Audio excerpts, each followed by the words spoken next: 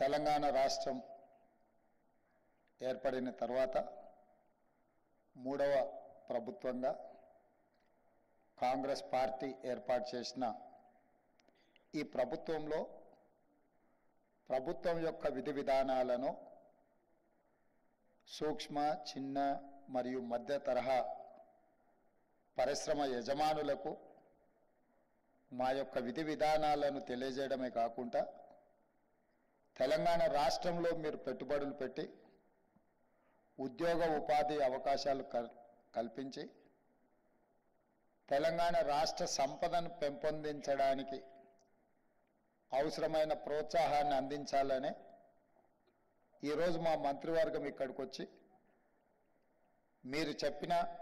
మీరు చేసిన సూచనలను తీసుకోవడమే కాకుండా మా విధి విధానాలను కూడా మీ ముందు ప్రస్తావించడం జరిగింది. ప్రధానంగా మీకు అందరికీ తెలుసు, ఈ దేశం పివి నరసింహారావు గారు ప్రధానమంత్రి కాకంటే ముందు క్లోజ్డ్ ఎకానమీ, దేశం యొక్క ఆర్థిక పరిస్థితి దెబ్బతింటున్న సందర్భంలో దేశ ప్రధానమంత్రిగా పివి నరసింహారావు గారు బాధ్యతలు చేపట్టిన తర్వాత ఓపెన్ ఎకానమీకి వారు పునాదులు వేయడం జరిగింది. అప్పటి వరకు ఇండియన్ ఎకానమీ క్లోజ్డ్ ఎకానమీగా ఉన్నప్పుడు అంతర్జాతీయ స్థాయి పెట్టుబడులు కానీ వేగంగా పరిశ్రమల విధానం కానీ రాలేదు.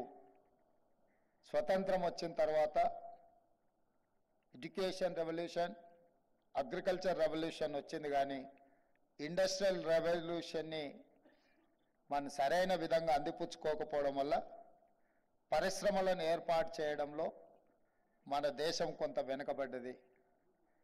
కానీ పివి నరసింహారావు గారు ఈ దేశానికి ప్రధానమంత్రి అయిన తర్వాత ఇండస్ట్రియల్ పాలసీలో తీసుకొచ్చిన మార్పులు, పెట్టుబడుల విధానంలో తీసుకొచ్చిన సరళీకృత విధానాలు, క్లోజ్డ్ ఎకానమీగా ఉన్న ఇండియన్ ఎకానమీ ఓపెన్ ఎకానమీగా ఎల్పిజి, లిబరలైజేషన్, ప్రైవేటైజేషన్, గ్లోబలైజేషన్, అంటే ప్రపంచంతో మనం పోటీ పడే విధంగా మన విధి విధానాలను మార్చి ఆనాడు వారు ప్రధానమంత్రిగా, శ్రీ మన్మోహన్ సింగ్ గారు ఆర్థిక మంత్రిగా ఈ దేశంలో గొప్ప విధానాలను తీసుకురావడంతో ఈరోజు భారతదేశము ప్రపంచ దేశాలతో పోటీ పడగలిగిన స్థాయికి మనం ఈరోజు రాణించినాం.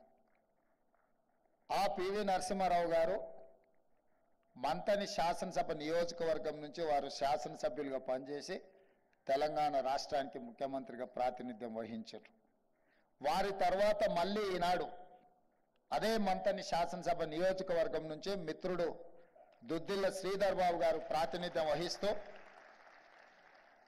ఈరోజు తెలంగాణ పారిశ్రామిక విధానాలను దళితులకు, గిరిజనులకు, మహిళలకు అందుబాటులోకి తీసుకొచ్చి వాళ్ళకు ఇన్సెంటివ్స్ ఇవ్వడమే కాకుండా వాళ్ళను ప్రోత్సహించాలి.